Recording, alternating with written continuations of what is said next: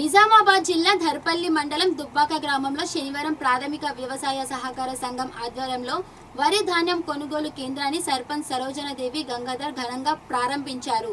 ఈ సందర్భంగా ఆమె మాట్లాడుతూ ప్రభుత్వం ఏ గ్రేడ్ రకానికి 2389 రూపాయలు, సాధారణ రకానికి 2369 రూపాయల మద్దతు ధర అందిస్తుందని, రైతులు ఈ అవకాశాన్ని సద్వినియోగం చేసుకోవాలని కోరారు. ధాన్యంలో తేమ 17% మించకుండా, రాళ్లు మరియు గడ్డి లేకుండా నాణ్యత ప్రమాణాలు పాటించాలని రైతులకు సూచించారు. ఈ కార్యక్రమంలో పి మహేష్, డి రాజశేఖర్, కూర మహిపాల్, దొర్ల సంతోష్తో పాటు విడిసి సభ్యులు, గ్రామ ప్రజలు మరియు రైతులు పెద్ద సంఖ్యలో పాల్గొన్నారు. రైతుల సంక్షేమమే ధ్యేయంగా ఏర్పాటు చేసిన ఈ కేంద్రం ద్వారా ప్రతి గింజ కొనుగోలు చేస్తామని నిర్వాహకులు ఈ సందర్భంగా భరోసా ఇచ్చారు.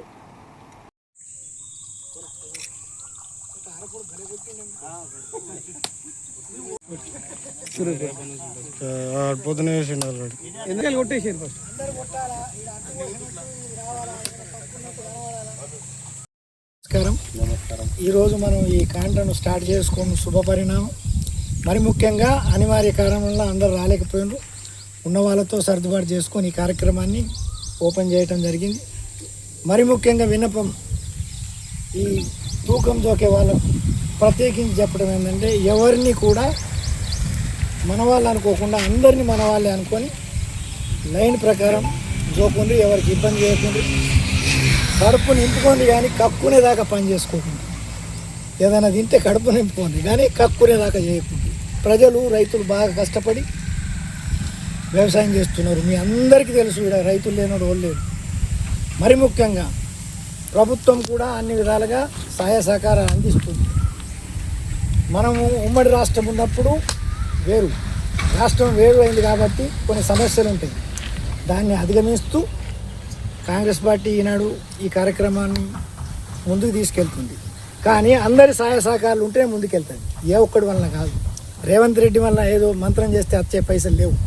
మనం అందరం ఖచ్చితంగా ఐక్యతగా ఉంటే ప్రభుత్వం కూడా మనకు సహాయ సహకారాలు అందిస్తుంది. ఒకటి అటు గుంజే, ఒకటి ఇటు గుంజే నడవది. చెల్లరా నీళ్ళు ఉంటేనే కూడా బిందె పట్టుకొని పోతాడు. ఎండి బిందెలకు ఓడిపోతాడు. అర్థం చేసుకోండి. ఇప్పుడు కేసీఆర్ పాపం ఎండిపోయిన చెరు. నువ్వు అటు మాట్లాడు, అటు చెప్పు, అందరికి చెప్పాలా? చెప్పు. దీన్ని అర్థం చేసుకోండి. ఎవడైనా గవర్నమెంట్ దగ్గరికి పోతేనే పని అవుతుంది. ఎందుకంటే వాళ్ళ దగ్గర అందరు అధికారులు వాళ్ళ అందుబాటులో ఉంటారు. నాలాగా అందరు మొండి ఉండరు. అధికారులకు అలా ఇంటి వరలే ఉంటారు కాదు, అధికారులను చేపించుకునే పద్ధతులు ఉంటాయి. గౌరవిస్తే వాళ్ళు చేస్తారు. విలేకరులతో మర్యాదగా మాట్లాడితేనే ఈ వార్తలన్నీ మంచిగా వస్తాయి. 4 అక్షరాలు తప్పు 4 బర్బర్ చేసి రాస్తాం. లేకుంటే ఏదో ఒకటి ఇరికిస్తాం. వెనుకకు దోతి ఊసిపోయింది అని రాస్తాం. కొజ్జెక్కోలేడు తెలుగులు అంటాం. ఇట్లాంటివి కాకుండా మనం అందరం కలిసి చేస్తేనే ఈ ఊరు డెవలప్ అవుతుంది. కానీ అందులో ఫోన్లలో పెడుతున్నారు ఈ ఊరు ఎన్నటికీ బాగుపడదని. బాగుపడనోడే ఆ మాట పెడతాం. బాగుపడుతుంది, మనం చేస్తే బాగుపడుతుంది. ఫోన్లలో పెడితే బాగుపడదు. అందరు ఫోన్లలో చూసి పని చేయరు. కరెంటు పోయింది, సబ్ స్టేషన్ రావాలా, లైన్ మెన్ అడగాలి. ఫోన్లో పెడితే ఆయన ఫోన్ చూసుకుంటూనే ఉంటాడు. ఎవరికైనా ఇబ్బంది ఉంటుంది రైతులకు. ఆ రైతులు గ్రామ పంచాయతీకి తీసుకెళ్ళాలి. అధికారాలు గ్రామ పంచాయతీకే ఉంటుంది, విలేజ్ కమిటీకి లేవు. విలేజ్ కమిటీ అనేది ఏదో ఉన్నది అన్నట్టు నడిపించుకోవటానికి.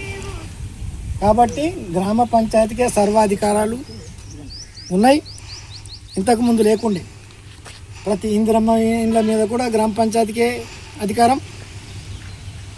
ఎడ్యుకేషన్లో హై స్కూల్కి పోయినా గ్రామ పంచాయతీకే అధికారం. అది కాకుండా ఇప్పుడు వీళ్ళని ఏమంటారు, వీళ్ళందరి మీద కూడా ఆధిపత్యం సర్పంచ్ గారే సుప్రీం. కాబట్టి సర్పంచ్ దగ్గర వెళ్ళి విన్నపించుకుంటే ఆ పనులు సక్రమంగా జరుగుతాయి. ఇప్పుడు మహిళా బిల్డింగ్ మంజూరైంది. దానికి ప్లస్ గురించి ఒకళ్ళు ఎక్కడనో కుంట్ల కట్టమంటే అక్కడ మహిళలు ఉండలేరు. వాళ్ళకు, ఆడవాళ్లకు గ్రామానికి దగ్గరలో అనుకూలంగా ఉండే జాగలా ఆ బిల్డింగ్ నిర్మాణం చేయాలి. ఎక్కడైనా ఇంకొకటి కలెక్టర్ గారి ఆదేశం ఏంటంటే, ఈ పెంటలు మందిరాల చుట్టూ కానీ గ్రామ నివాసం ఉండే మనుషుల ఇండ్ల చుట్టూ కానీ పెంటలు పెట్టకూడదు. పెడితే వాటిని రిమూవ్ చేసే అధికారం గ్రామ పంచాయతీకి ఉంది. ప్లాస్టిక్ని నిర్మూలించాలి. ఇప్పుడు మేము ఒక ఫ్యాక్టరీకి వెళ్ళినాం, అక్కడ ఇస్తాలు ప్లాస్టిక్ కాకుండా దాంట్లో ఆకులు వేసి తయారు చేస్తున్నారు న్యాచురల్గా. దానివల్ల పశువులు తిన్నా మేకలు తిన్నా ఇబ్బంది లేదు. మనం అందరం కలిసి ఈ నిర్ణయం తీసుకున్నాలా. ఏ ఒక్కడు బాధపడ్డా మనూరు వ్యక్తి వాడతాడు. కాబట్టి అందరూ బాగుండాలంటే అందరూ దీన్ని ఐక్యతగా తీసుకున్నాలా.